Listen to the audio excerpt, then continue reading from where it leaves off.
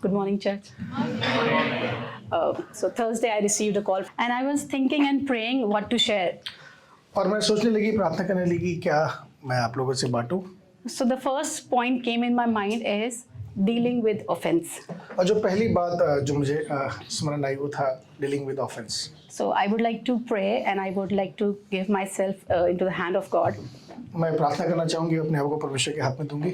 Because this word has come to me from God, so I want that God will deal with each one of you and me. क्योंकि मुझे परमेश्वर से मिला है, मैं चाहूँगी कि परमेश्वर इस वचन के द्वारा मुझसे और आप में से हर एक के साथ डील करे। Thank you, Lord. Father God, I give myself unto you, Lord Jesus. पिता, मैं अपने आप को तेरे हाथों में सौंपती हूँ। Father God, as you have given this word, जब आपने ये वचन मुझको दिया है पिता, I pray, Lord Jesus. मैं प्रार्थना करती हूँ। Father God, if anybody in this room is dealing with this problem, अगर कोई भी इस कमरे में ऐसा है जो ऑफेंस से डील कर रहा है पिता, Father God, let this day be a last day for this problem for that person. प्रभु ये दिन इस समस्या का आखिरी दिन होने पाए। We know, Father God, we lose so many miracles, so many healings just because of this one thing. प्रभु हम बहुत से चमत्कार खो देते सिर्फ इस एक कारण की वजह से। Father God, I give myself and every single individual sitting in this room into your hand. प्रभु मैं अपने आप को यहाँ बैठे हर एक को तेरे हाथों में सौंपती हूँ। Let talk to us, deal with us and heal us, Lord. प्रभु हमसे बातें कीजिए, हमारा निवारण कीजिए, हमें ठीक कीजिए। I ask this prayer in the name of Jesus Christ. मैं यीशु मसीह के नाम से इस प्रार्थना को मांगती हूँ। Amen. आमीन। So the first thing came in my mind that we are listening to the sermons of New Testament realities. हम इन दिनों जो नई वाचा की बातें हैं वो सीख रहे हैं। We are learning about our standing in Christ. हम अपना जो प्रभु के साथ चलना है उसको देख रहे हैं। Our authorities in Christ. जो हमारा अधिकार प्रभु में उसको देख रहे हैं। Still we are missing on our healing and the miracle we are praying for a very long time. और फिर भी हम उन चंगाइयों को, उन चमत्कारों को नहीं पा रहे जिसके लिए हम प्रार्थना कर रहे हैं। And when I was praying, the word came to my heart was offense. और जब मैं प्रार्थना कर रही थी मुझे ये ऑफेंस इस विषय में परमेश्वर ने मुझसे बात की। And I'd like to tell you what actually offense is. और मैं बताना चाहूँगी ऑफेंस होता क्या है। Offense is an activity where we don't need any participant. Offence एक ऐसी क्रिया है, एक ऐसी प्रक्रिया जिसमें हमें किसी की जरूरत नहीं है। It's a one-man game.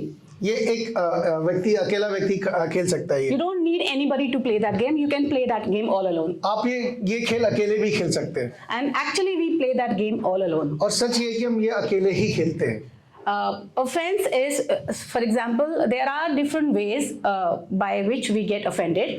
अलग-अलग तरीके हैं जिससे हम ऑफेंड होते हैं। First is the pride.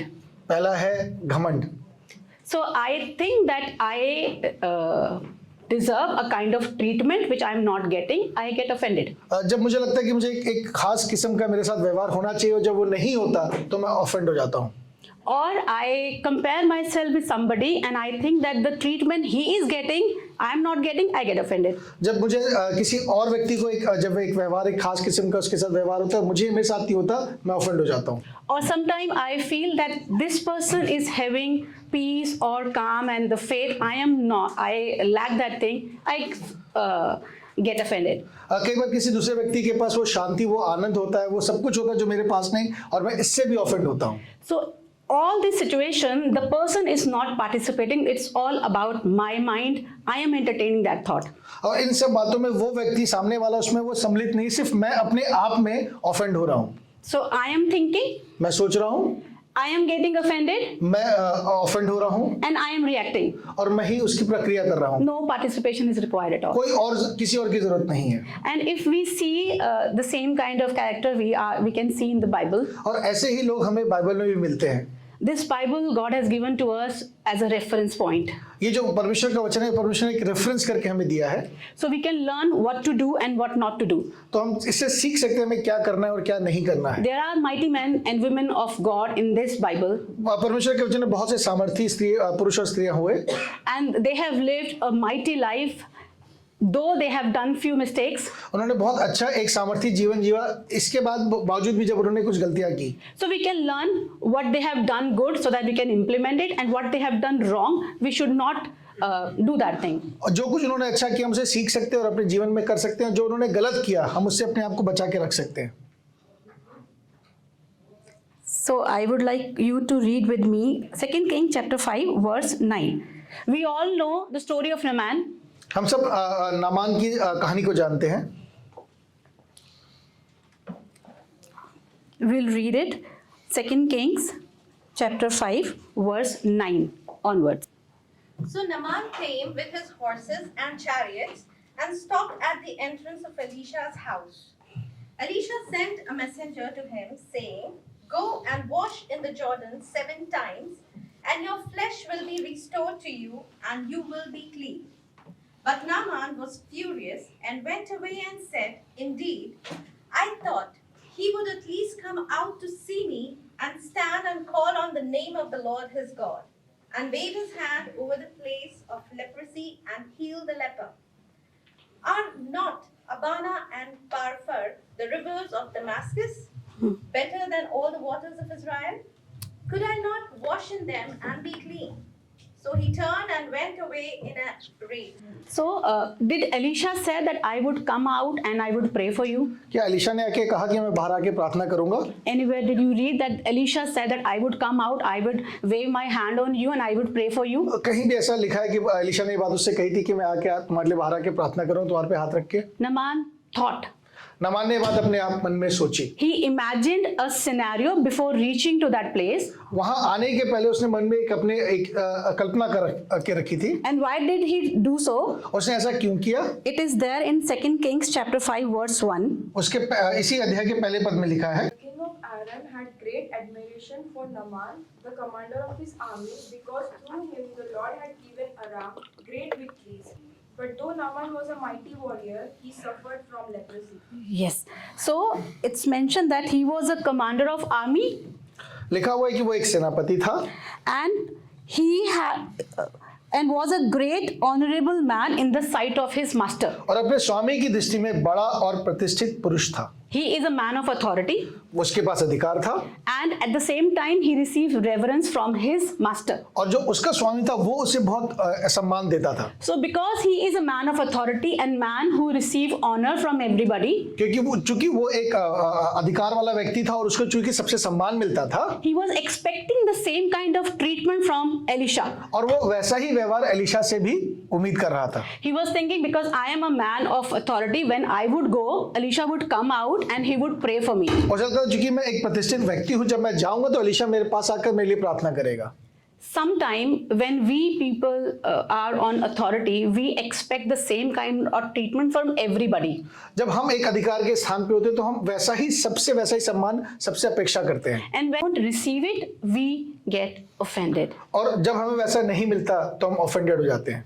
And the person from which we have offended, that person even have no clue that he has done something wrong to us. और जो जिस व्यक्ति से हम ऑफेंड होते हैं कई बार उसे पता भी नहीं होता पर हम ऑफेंड हो जाते हैं. For example, I have come to church मैं जैसे उदाहरण के लिए मैं कलीसिया में आई and I thought that Mary will stand and hug me and say, "Hi, Deepa." और मेरी दीदी मुझे उठ के मुझे गले लगाएंगी और फिर मुझे हाय बोलेंगी. But she sat down and she just waved her hand and said hi. और वो नीचे बैठ के उन्होंने बस मुझे हाय कहा. Now I'm offended. She did not stand and hug me. अब मैं ऑफेंड हो गई, उन्होंने मेरे साथ ऐसा नहीं किया. Did she know that she had to do this? क्या उन्हें पता था उनको ऐसा करना है? It was my assumption. वो मेरे मन की बात. I was thinking that I should be received in this way. मुझे ऐसा लगता था कि मुझे इस तरीके से रिसीव करना चाहिए, किया जाना चाहिए.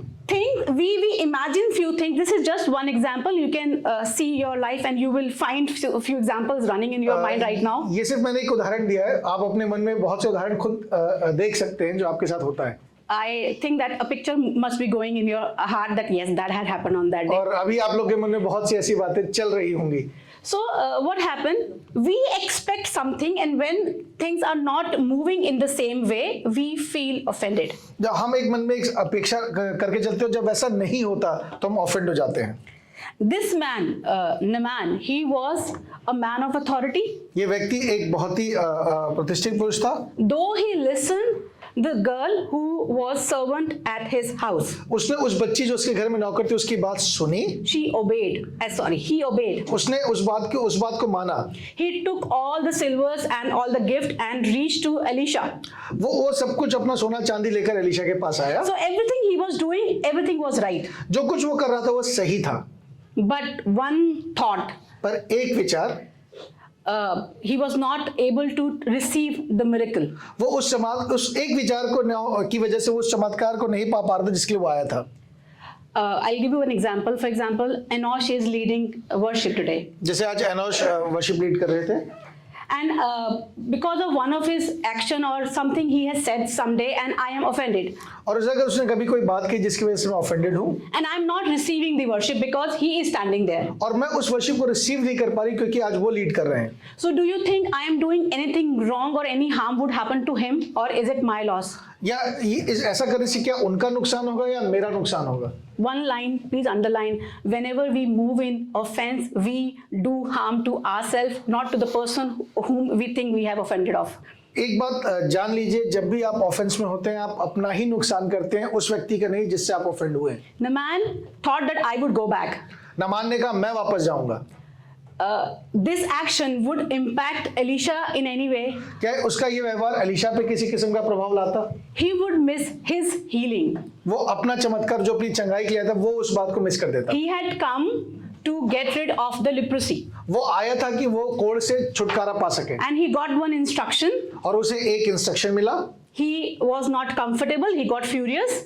वो उस बात से बहुत ज्यादा सेटल नहीं था, वो उस बात से गुस्सा हो गया And he thought I would go back. और वो वापस जाने लगा। Do you think this action of his would do any wrong to Elisha? क्या इस बात से एलीशा को कोई प्रभाव पड़ने वाला था? Elisha, I think उनको पता भी नहीं होगा. He was not even aware of it that this person is offended. Elisha को ये बात पता भी नहीं चली होगी। Right? He must be in his house having dinner or lunch. वो अपने घर में होंगे, खाना खा रहे होंगे। But this person is losing. He is at the edge of losing his own miracle. ये व्यक्ति वहां तक पहुंच जाए जहां वो अपना चमत्कार खोने पर है। Right? We knew the story that ultimately he received the miracle because his servant talked to him. But sometimes हम जानते हैं इसके बाद क्या हुआ, उस सेवक ने बात की और एलीशा ने पा लिया, लेकिन वो इस बात को खोने पर था। sometimes our pastors, our leaders say something to us. कई बार हमारे अगुए, हमारे पास्टर हमें कुछ कहते हैं, But it is not the same way we expected the instruction in. पर वो उसी तरीके से नहीं होता जिस तरीके से हम उसे पाना चाहते हैं। We feel offended. हमें ऑफेंस लगता है। And if we see in the world we live, जिस संसार में हम जीते हैं, maybe we are on position, हमारे पास अधिकार है, our subordinates, जो हमारे हमसे नीचे हैं जो लोग, we expect a kind of treatment from them which we are not receiving, और हम एक खास किस्म का व्यवहार उनसे अपेक्षा करते हैं जो हमें कई बार नहीं मिलता, and we feel offended. और हमें क्रोध आता है। So out of offense, whenever we do something, इसलिए कभी भी ऑफेंस में होकर जो कुछ हम करते हैं will harm us only. वो सिर्फ हमें नुकसान पहुंचाता है। We'll see another example. एक और उदाहरण देखेंगे। If I say Saul, if I say अगर मैं शाऊल की बात करूं, one word that comes in your mind, can you please tell me? तो क्या एक शब्द आपके मन में आता है? Jealous? Okay. Anybody? He wanted honor, meaning he wanted others to honor him. He wanted others to honor him. Okay. Any Insecure. person, one word? Insecure. Insecure. Okay. So all the negative words are coming. I'll show you the other picture of Saul. वो जो सिर्फ जो उसके बारे में negative बातें आ रही, पर मैं एक आपको अलग चित्र दिखाना चाहूंगी। Before we read it, we know that we are a combination of body, soul, and spirit, right? हम जानते हैं हम तीन चीजों का सम्मिलित योग है, आत्मा, प्राण और शरीर। So when Saul became king, और जब शाऊल राजा बना, we'll see whether he qualifies in all three segments or not. तो वो क्या इन तीनों क्षेत्रों में क्या वो योग्य था? Now please read with me 1 Samuel chapter 9 verse 2. उसके शाऊल नाम एक जवान पुत्र था जो सुंदर था और इजराइलियों में कोई उससे बढ़कर सुंदर न था। वो इतना लंबा था कि दूसरे लोग उसके कंधे तक ही आते थे। A handsome young man. There was not a man among the people of Israel more handsome than he. From his shoulders upward, he was taller than any of the people. Right, he was handsome, he was tall. If we talk about in girls' language, TDH, only dark is missing. He was tall and handsome. And among the Israel, he was the most handsome man. और पूरे Israel में उससे बढ़कर कोई सुंदर न था। That means he, if we look the physique, he was fit for that. अगर हम शारीरिक रीति से देखें तो सबसे अच्छा था। He was an extraordinary man among the people वो of Israel. अपने at that समय time. के आसपास जितने लोगों उनमें सबसे अधिक सुंदर था। and he was tall as well. वो लंबा भी था So by build, by look, he was fit for that position. और अपने जो शरीर के हिसाब से वो बिल्कुल फिट था उस जगह के लिए। Second thing, the soul, the mental attribute. जो उसके मन की बात है। Okay, so if you can read with me, same chapter 9, verse 6. But he said to him, Behold, there is a man of God in the city, and he is a man who is held in honor. All that he says comes true. So now let us go there. Perhaps he can tell us the way we should go. उसने उनसे कहा, सुन, नगर में परमेश्वर का एक जन है जिसका बड़ा आदर मान होता है, और जो कुछ वह कहता है बिना पूरा हुए नहीं रहता। अब हम उधर चले, संभव है वो हमको हमारा मार्ग बताए कि किधर जाना है। Now this is Saul's servant talking to him, saying that they came to search for the donkeys. They lost their donkey and they were searching for it. Now the Saul said to servant, okay, we'll go back because my father will be anxious for me. Servant said, we should meet the man of God. Whatever he says is come to pass. So when we have come here, we should meet him. जो ये बात है वो जो शाऊल का सेवक है वो उनसे कह रहा है, उनकी जो पिता की गधिया वो खो देगी, वो ढूंढते ढूंढते बहुत दूर तक आ गए थे, और वो कह रहा है, शाऊल कह रहा है कि वापस लौट चलते, ऐसा ना हो कि हमारे पिता परेशान हो। और तब ये बात उनका वो सेवक उनसे कह रहा है। Now please read verse 7. और 7वां पद देखें। Then Saul said to his servant, But if we go, what can we bring the man? For the bread in our sack is gone, and there is no present to bring to the man of God. What do we do? What do we have? शाऊल ने अपने सेवक से कहा, सुन, यदि हम उस पुरुष के पास चले तो उसके लिए क्या ले चले? देख, हमारी थैलियों में की रोटी चुक गई है और भेंट के लिए कोई योग्य वस्तु है ही नहीं जो हम परमेश्वर के जन को दें। हमारे पास क्या है? Now Saul knows that how to honor the authority. शाऊल को ये पता है कि किसी भी अधिकार को कैसे सम्मान देना है। He knows he's a man of God, उसे पता है वो परमेश्वर का जन है, and we should not go empty-handed when we are meeting someone in authority. और उसे पता है कि हमें उस व्यक्ति के पास खाली हाथ नहीं जाना है।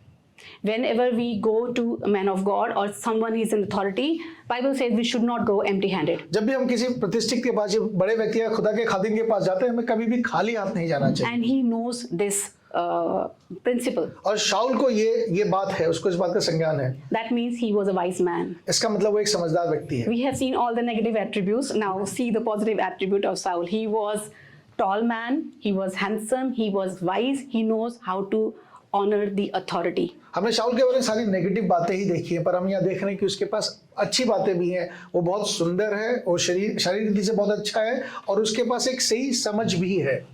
Chapter 10 verse 27. परंतु कई लुच्चे लोगों ने आगे कहा, क्या ये जन हमारा उद्धार करेगा? और उन्होंने उसको तुच्छ जाना और उसके लिए भेंट ना लाए, तो भी वह सुनी अनसुनी करके चुप रहा। But some worthless fellows said, How can this man save us? And they despised him and brought him no present, but he held his peace. So he was a mature man. He knows how to handle rejection. ये शाऊल एक परिपक्व व्यक्ति है, उसे पता जब उसे लोग तिरस्कार कर रहे हैं, उसको कैसे उस परिस्थिति को संभालना है। In other translation, it mentioned he ignored the insult and kept silent. और जो दूसरे ट्रांसलेशन है कि जो बेइज्जती हुई थी, उसने उस बात को दबा दिया। He knew how to handle the rejection and insult. उसे पता है कैसे तिरस्कार को और जो अपमान है उसको कैसे डील करना है। He handled his heart. उसने अपने हृदय को संभाल के रखा। He did not let this insult enter into his heart. उसने उस अपमान को अपने हृदय में आने नहीं दिया। He kept silent. वो चुप रहा।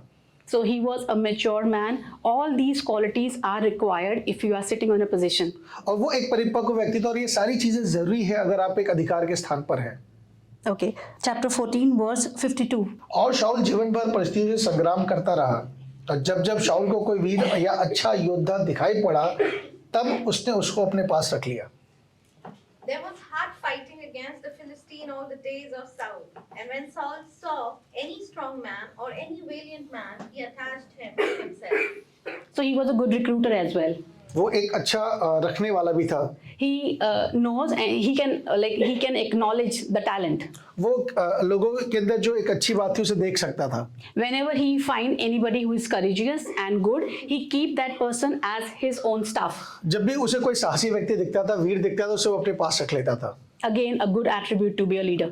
ये एक अच्छी योग्यता है एक अगुवे होने की। Now, if you read with me chapter 18 verse 5. 18वां अध्याय उसका 5वां पद। And David went out and was successful wherever Saul sent him, so that Saul set him over the men of war. And this was good in the sight of all the people, and also in the sight of Saul's servant.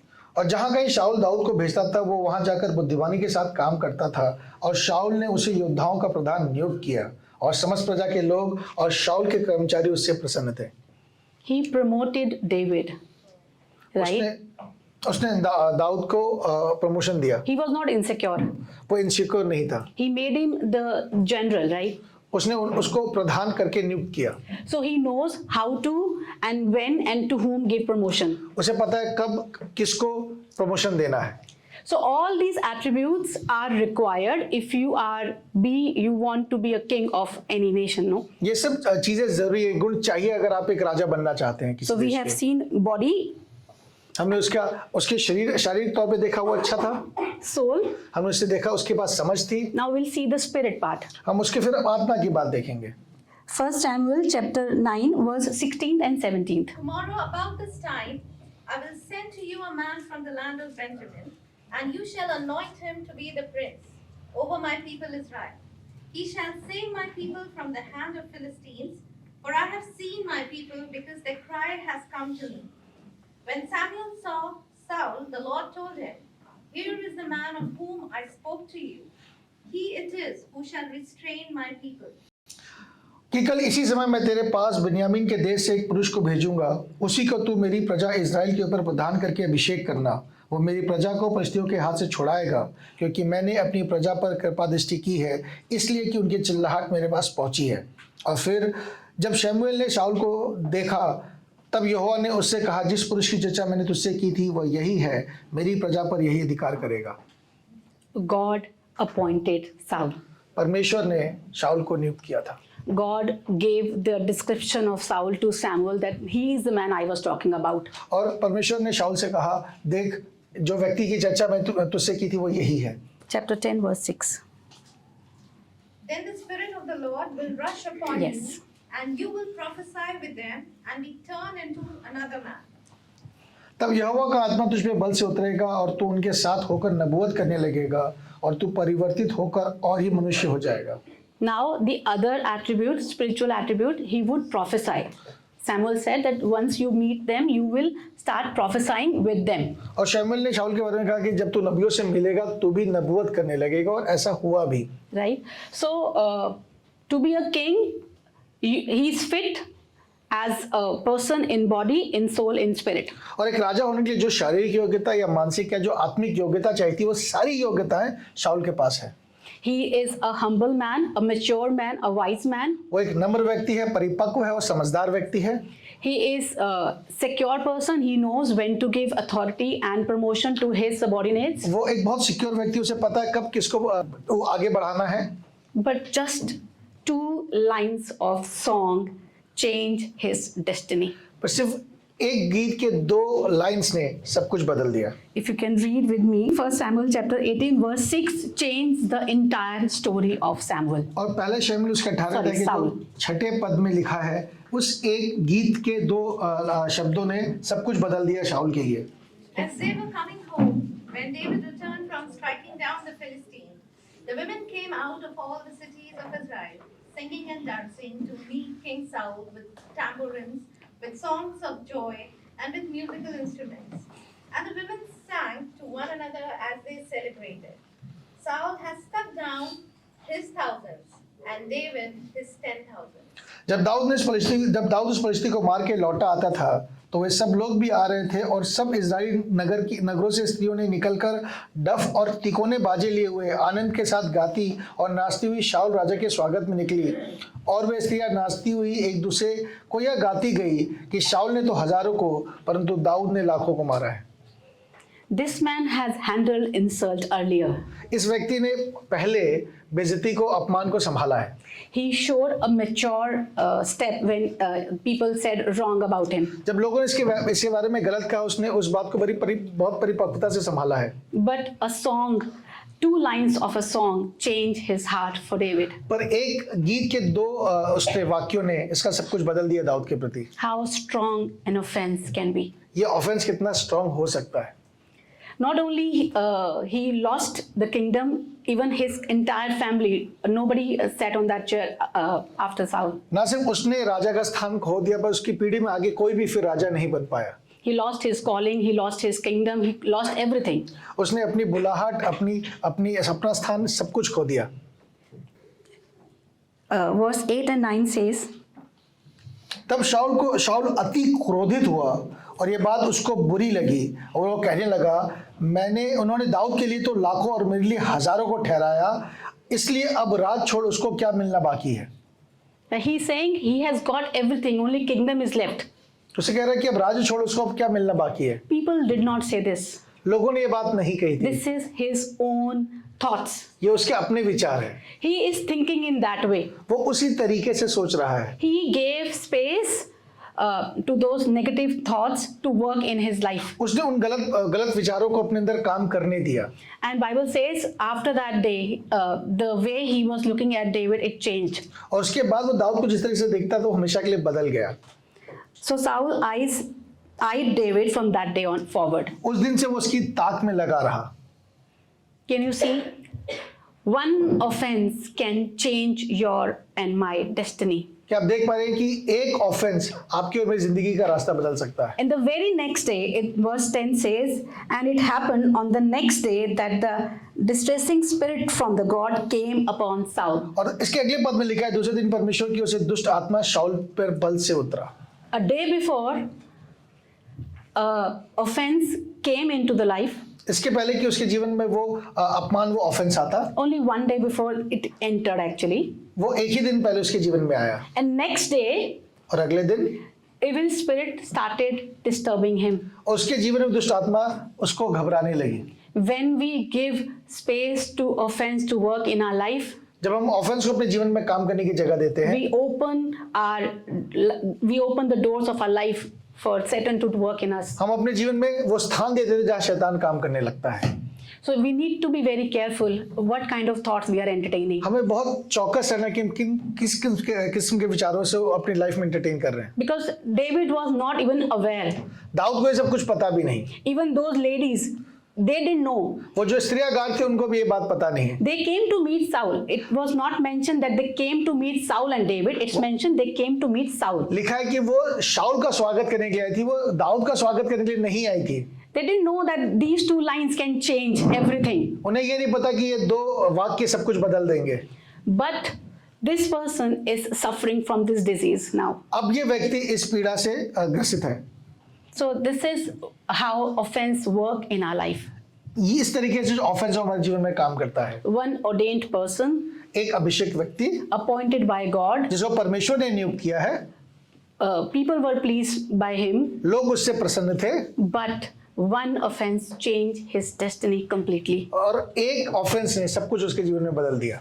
Now what he wanted to do, अब वो क्या करना चाहता था? he wanted to kill David. अब वो दाऊद को मारना चाहता है। He forgot that he is the husband of my own daughter. वो भूल गया कि वो उसकी बेटी का पति है। Again, I told you, if we are doing anything in offense, we are harming ourselves only. जब मैंने आपको बताया था कि जब भी हम ऑफेंस में कुछ करते हैं, हम अपने आप को ही कष्ट पहुंचाते हैं। He is like he's making his own daughter a widow. वो अपनी ही बेटी को विधवा करने पर है। Do you think he's doing anything wrong to David? He's doing wrong to himself. वो दाऊद को नहीं, वो अपने आप को ही नुकसान पहुंचा रहा है। Same way, when we move in offense, जब हम ऑफेंस में आगे बढ़ते हैं, we work in corporate. So many people. We are working on authority. People are working under us as well. हम बहुत जगह काम करते हैं, बहुत से लोग हमारे ऊपर हैं, बहुत से लोग हमारे नीचे हैं। So somebody who is working under us, your subordinate, जो आपके नीचे, जो आपका सबऑर्डिनेट है, if that person is getting more praises than you, अगर उसको आपसे ज्यादा प्रशंसा मिल रही है and you are not comfortable with it, और आप उस बात से अगर कंफर्टेबल नहीं है, Maybe you plan to remove that person from your company if you have that authority. अगर आपके पास अधिकार है तो हो सकता है आप उस व्यक्ति को निकाल दें, But chances are there, maybe that person is an asset to your company. और हो सकता है वो व्यक्ति आपकी कंपनी के लिए एक एसेट है, Because you are not guarding your heart, और चूंकि आप अपने हृदय को रक्षा नहीं कर पा रहे, you will lose the asset आप उस एसेट को खो देंगे and you will damage to your own company. और आप अपनी ही कंपनी का नुकसान करेंगे। You are just justifying and satisfying your own heart, आप सिर्फ अपने आप को संतुष्ट करना चाहते हैं, but you are damaging the system. पर आप उस पूरे सिस्टम को खराब कर रहे हैं।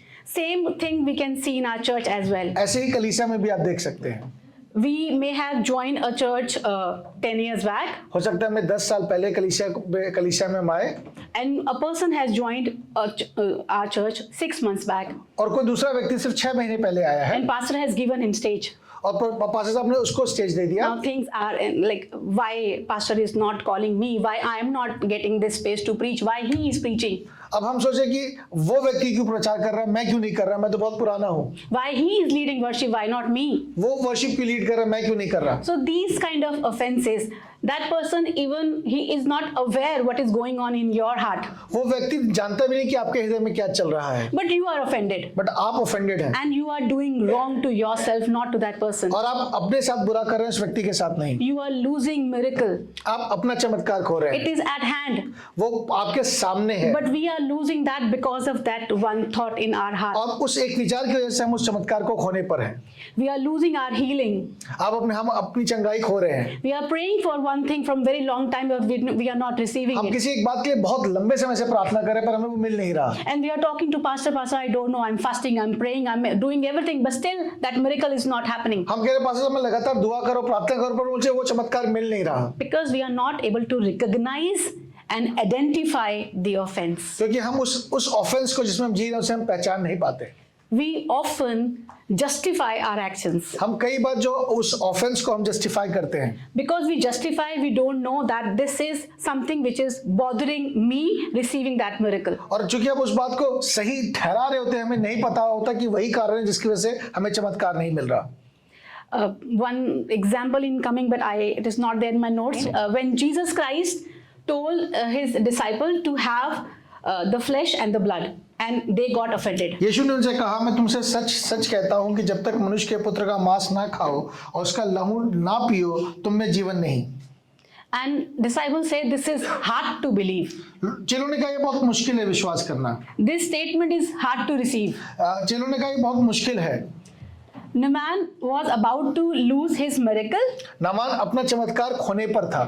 Saul was about to lose his kingdom. शाऊल अपना सब कुछ, अपना राज्य खोने पर था। But these disciples, they were about to lose Jesus Christ. और ये चेले यीशु मसीह को खोने पर थे, Just because of that one offense. उस एक ऑफेंस की वजह से। Sometimes we lose Christ because of that one thought that is working in our heart. हम कई बार यीशु को खो देते हैं अपने जीवन में उस एक विचार की वजह से। Because we are not comfortable with somebody, why people are praising him, why people are meeting him, why people are acknowledging him more than me. कई बार हम एक व्यक्ति के विषय में सोचते हैं, इसको क्यों ज्यादा लोग वैल्यू दे रहे हैं, ये क्यों आगे है, और ये बात हमें नुकसान पहुंचाती है। So if you are struggling with that kind of thought, अगर आप ऐसे किसी विचार से स्ट्रगल कर रहे हैं, the moment I started this sermon, if anybody is coming in your heart constantly, if one picture is rolling out in your heart, अगर कोई है जिसको इन बातों को सुनकर जिसका विचार आपके बार बार आपके मन में आ रहा है, please close your eyes right now इस समय अपनी आंखों को बंद करें, and remember that person उस व्यक्ति को याद करें, and forgive. उसे माफ कर दें। Because the only remedy of offense is, और जो ऑफेंस से निकलने का जो एकमात्र तरीका है that is forgiveness. वो माफ करना है। That to forgive your brother, your sister, they have not done anything wrong to you. उस भाई बहन को माफ करना है, उन्होंने कुछ भी गलत नहीं किया है। This is you who are thinking that they have done wrong to you. ये आपको लग रहा है कि उन्होंने कुछ गलत किया है। You are entertaining that thought in your heart. आप इस विचार को आप अपने हृदय में रखा हुआ है आपने। That person has not spoken to you any evil. उस व्यक्ति ने आपके बारे में कुछ भी बुरा नहीं किया कहा। That person did not do any evil to you उसने कुछ as बुरा well. नहीं किया आपके साथ। But we are entertaining that negative thought about that person. पर हम उस गलत विचार को बार बार अपने मन में रखते हैं। This is my prayer and my request to all of you. ये मेरी प्रार्थना और आप सबसे मेरा ये निवेदन है। forgive that person right now उस व्यक्ति को माफ कर दीजिए and ask forgiveness for giving room to that thought in your heart. और अपने लिए माफी मांगे कि आपने अपने मन में उस विचार को रखा। Remove that offense from your life right away. इस समय अपने जीवन से उस ऑफेंस को हटाइए, Clean your thoughts. अपने विचारों को शुद्ध कीजिए, Take time, talk to God. समय लीजिए, प्रभु से बातें कीजिए। If even one person has received this message today, अगर एक व्यक्ति ने ही अगर इस संदेश को आज रिसीव किया है, the Spirit of the God would be happy परमेश्वर का आत्मा प्रसन्न होगा, because that word has come from God. देखिए वचन परमेश्वर से आया है। And if that word has spoken to you, अगर इसने आज आपसे बात की है, repent माफी मांगिए and reconcile with that person. और उस व्यक्ति के साथ मेल मिलाप कर लीजिए। Maybe that person is not even aware that you are hurt because of any action of his or her. हो सकता है वो व्यक्ति इस बात से अनजान हो। Go and talk to that person. उस व्यक्ति से आके बात कीजिए, If possible, ask forgiveness. हो सके तो माफी मांगिए। Thank you, Lord Jesus, Father God. Father God, we all are standing in front of you, Lord Jesus. Deal with us. Heal us, Lord Jesus. We don't want to lose you, Lord. We don't want to lose our miracle. We don't want to lose our portion, Father God. I know, Lord, you are gracious, Father. Despite of our mistakes, you love us. Despite of our condition of our heart, you love us. But Father God, I pray, let they feel and let they recognize that part, that thought which is pondering, they are pondering on, they are thinking about again and again, and they are damaging their own life. They are damaging their own peace. Father God, help them to come out of that. In the name of Jesus Christ, I ask this prayer. Amen. Thank you. Thank you.